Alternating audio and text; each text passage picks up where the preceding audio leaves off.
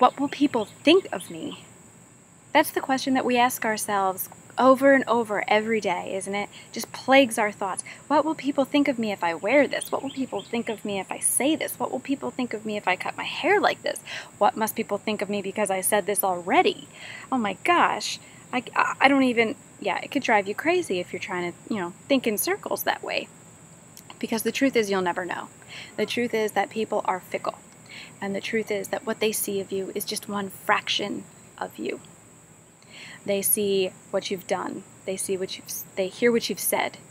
And even then, it's not a true filter because they're going to see it through their own lens, right? Their own lens of sin, their own lens of influence throughout their life. So they're kind of looking at you like this, right? Like these are their eyes and they've got a filter, but then they've got these sunglasses on, and there's no way that anyone's going to be able to see you clearly. So what they're thinking about what they're seeing is not going to be truth. None of that's going to be truth. But yet we can get all riled up about what must they think of me, and it's impossible to tell. God, he doesn't do a lot of thinking. Sometimes we almost want to think, what will God think of me, right? But he doesn't even do a lot of thinking. There's not a lot in the Bible that says God thinks this. He doesn't have a brain. He doesn't necessarily think. In fact, he doesn't think the way we do. Isaiah 55:8 says this, "For my thoughts are nothing like your thoughts, and my ways are beyond anything you can imagine." So there you go. His thoughts are so different from our thoughts. So you can't even think, what must God think of me? Because you know what? He sees you.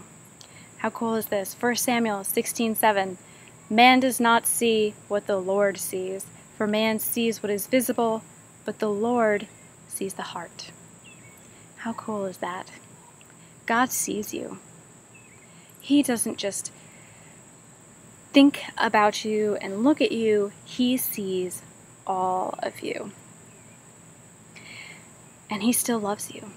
He sees you for you. He's not looking at what you've done. He's not looking at what you've said. He's not really even looking at what you thought, because for the most part, he is loving you. Now, can we sin with our thoughts and our words and our actions? Absolutely. Will he accept those? Yeah, not so much. He's not going to be happy about it.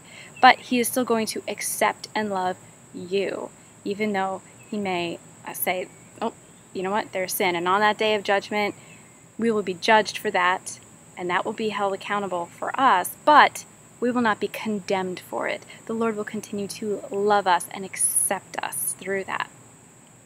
And parents, you probably have a better idea of what I'm talking about. With your offspring, you are able to go through times where maybe your kid might yell at you, say they hate you, or throw a tantrum in Target and completely embarrass you. Or maybe they go ahead and they do exactly what you told them not to. And even though you get frustrated and embarrassed and you fear for their safety, at the same time, you still love them because you see them. You see them for who they are. And God doesn't just see you. He made you for who you are. That's amazing. He's still going to love you no matter what you do because he was involved intricately in the process of knitting you together in your mother's womb. God sees you and God loves you. He absolutely loves you. So just do me a favor and think about one person in your life that you love unconditionally. Usually this is a child or a parent. Sorry, spouses. But unconditionally, knitted by blood. If you have a problem with people, that's okay. Some of us do. We get hurt. It's actually part of life. Maybe you have a pet. Pets are easier a lot of times, right, to love unconditionally. So even though your child, your parent, your pet may do something wrong, your life is still more full, more alive. You're more grateful, and it's more full, right? Living life to the fullest, and your life is more full because they're there. You are satisfied, happier, joy. All of these things come about because this person is in your life, and without them, your life would be smaller. Think about everything that they do bring to your life. All of those wonderful things. and just allow yourself to feel how much you love them, how much they bring that warmth and satisfaction and feeling of safety, and then imagine that is how God feels about you. That's how He loves you. That's not just how He loves you. Sure, that's how He loves you, but that's a fraction of how He loves you. How He loves you is infinitely more than that.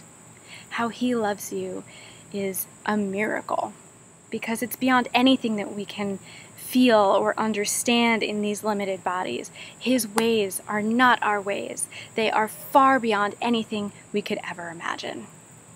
So keep imagining that love and that acceptance, that gratitude that you have for that person. That is how God feels about you. See how that changes your day if you live from that place, guys. Enjoy your day.